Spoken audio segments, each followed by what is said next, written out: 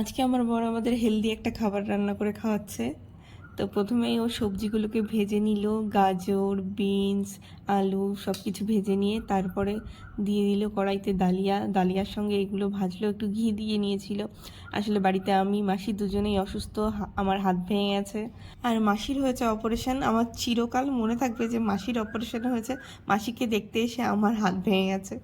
তো প্রচণ্ড ব্যথা যন্ত্রণাও হচ্ছে। কালকে ডাক্তারের কাছে গিয়েছিলাম, প্লাস্টার করে দিয়েছে।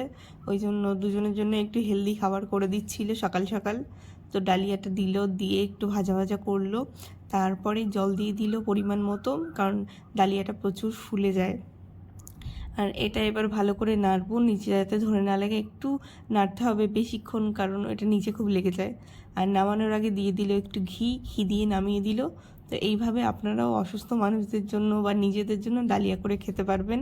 তো ভিডিওটা এইটুকুই।